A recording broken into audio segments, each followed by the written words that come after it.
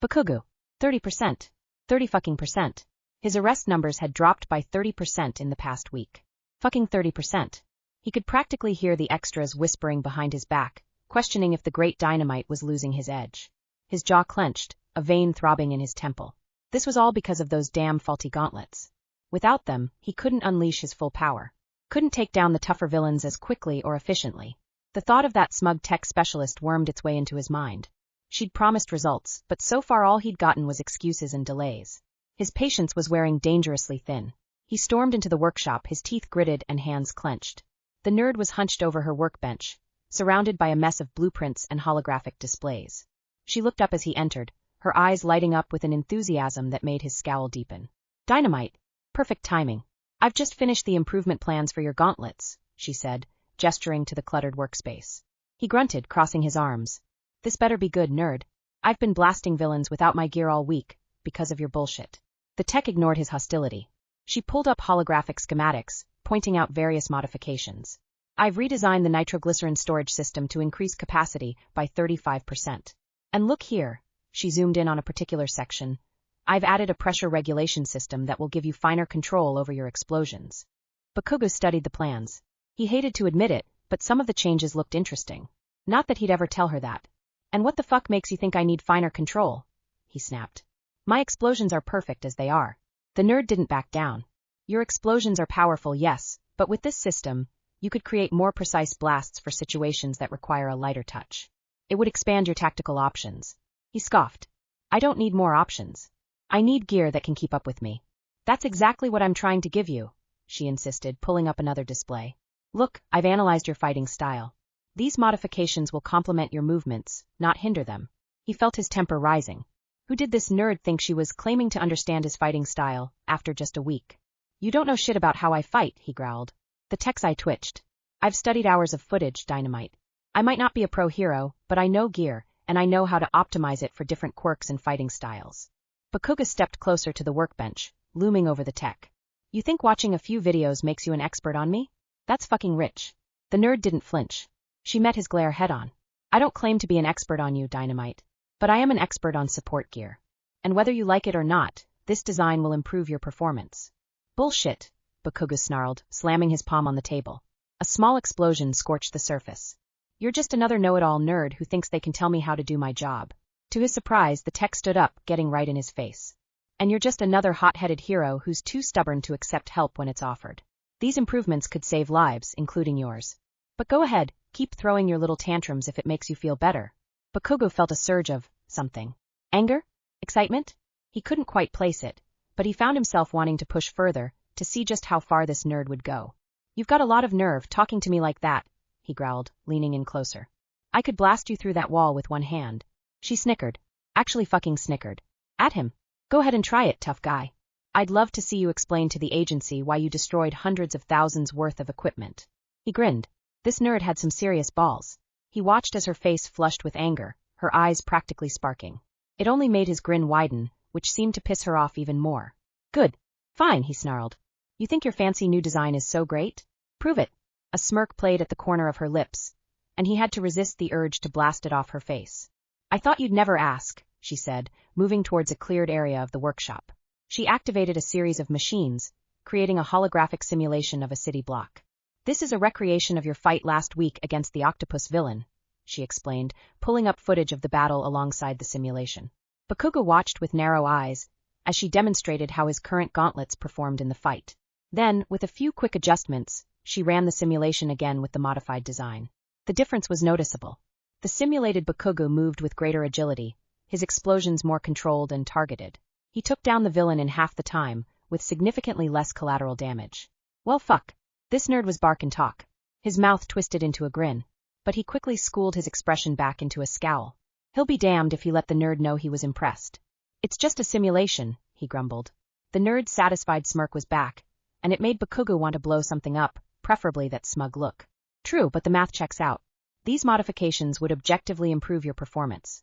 Bakugo glared at her for a long moment, then let out a frustrated growl. Fine, he bit out. Maybe some of your ideas aren't completely shit. The tech's face lit up with triumph, and Bakugo felt his irritation spike again. Don't get cocky, nerd, he snapped. I still think most of this is unnecessary crap. This tech was infuriating, stubborn, and way too smart for her own good. But she was good.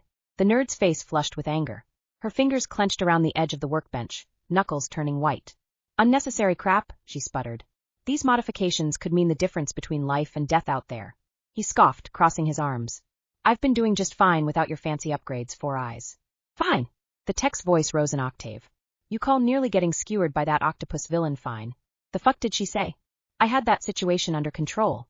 Oh really? She pulled up the footage again, zooming in on a particularly close call. Because from where I'm standing, it looks like you barely dodged that tentacle. TCH. Bakuga glared at the hologram. I was setting up for my final attack. The nerd threw her hands up in exasperation. And with these modifications, you could have ended the fight before it even got to that point. Bakuga leaned in, his face inches from hers. Listen here, you uppity little. No, you listen. She jabbed a finger into his chest. This fucking nerd. I'm trying to help you, you stubborn a man. Why can't you just admit that maybe, just maybe, someone else might have a good idea? There was no fucking way she was about to call him, the number 2 hero, an ass. Bakuga gritted his teeth. Then, to his own surprise, he felt the corners of his mouth twitch upward. This nerd had some serious fire in her. Because, he growled, unable to keep the hint of amusement from his voice, I'm the fucking best. I don't need help. The tech's eyes blazed. You arrogant pig-headed. She stopped, bit her lip, took a long inhale, nostrils flaring before she huffed out a breath. Bakuga couldn't help it. He grinned, thoroughly enjoying the spectacle of this pint-sized nerd going toe-to-toe with him. Not many people had the guts to stand up to him like this. It was refreshing. You felt heat rising to your cheeks as you glare up at Dynamite. His crimson eyes bore into yours, challenging, infuriating, and dangerous. Stupidly dangerous. Any survival instincts you may had once had were apparently nowhere to be found. You wanted to look away, to back down, but you refused to give him the satisfaction. Breathe in, breathe out. Peace begins with me. All is well. And all that other Zen bullshit. Anything to keep you from lunging yourself at the man standing in front of you and getting burnt to a crisp. For the last time, you gritted out, these modifications will significantly improve your combat effectiveness. Why can't you just? I don't need your nerdy bullshit to be effective, he cut you off. My explosions are already perfect. I am calm. I am calm. You bit the inside of your mouth and resisted the urge to bang your head against the workbench. How can someone so skilled be so goddamn stubborn? Look, you replied. I'm not saying your explosions aren't powerful, but with these adjustments you could have finer control. Imagine being able to create precise, targeted blasts for hostage situations or delicate rescue operations. He scoffed. This mother. I don't do delicate, nerd. I'm not some fucking rescue puppy. You clenched your fists, feeling your nails dig into your palms. I am calm. I am Zen. You're a professional. Keep your shit together. Even if this pro hero is acting like a petulant child. Scratch that, a child was a lot easier to deal with. Fine, you said, taking a deep breath. Let's focus on the combat applications then. With the new pressure regulation system, you could vary the intensity of your explosions on the fly. Imagine catching a villain off guard by suddenly increasing your blast power mid-fight. He glanced at the projections and for a second, a long second, you thought he finally saw reason. Maybe he would finally understood. I don't need tricks, he growled. My raw power is enough to take down any shitty villain. Maybe not. You bit back a groan of frustration. It's not about tricks, Dynamite. It's about expanding your arsenal. Giving you more options in the field. Options are for weak heroes who can't get the job done with pure strength, he sneered. Keep calm. Keep calm. Keep calm. Oh, for heaven's sake. You exploded, throwing your hands up. Are you really so arrogant that you can't see how this could make you even stronger? Or are you just scared of change? Shit. Goddamn your mouth. Why couldn't you keep quiet? As soon as the words leave your mouth, you regretted them. Dynamite's nostrils flared, and you swore you could see small explosions popping in his palms. But you weren't brave enough to look. You apparently could choose when to be brave, you just had really shitty timing. What did you just say to me? He snarled, leaning in close. You swallowed hard, but stood your ground. You've already crossed a line, might as well see it through. You heard me, you repeated, your voice steadier than you felt. I think you're afraid. Afraid that if you admit these modifications could help, it means you're not as perfect as you think you are. The hero's face contorted with rage, and you braced yourself to turn into a crisp, burned engineer. But then, to your surprise, he let out a bark of laughter. You've got some serious balls, nerd, he said. But you're dead wrong. I'm not afraid of anything. Finally, an opening. Prove it then, you challenged. Let me implement these modifications. If they don't improve your performance, I'll personally remove them and never suggest an upgrade again. He studied you for a long moment, his red eyes intense. Stick to your guns. You knew deep in your bones that you were right. You shouldn't let this man intimidate you. Even if such man could melt you into tomorrow in 5 seconds, too with your improvements. Finally he spoke. Fine. But I get final say on which mods stay. And if this fucks up my gear, I'm holding you personally responsible. You let out a breath you didn't realize you were holding.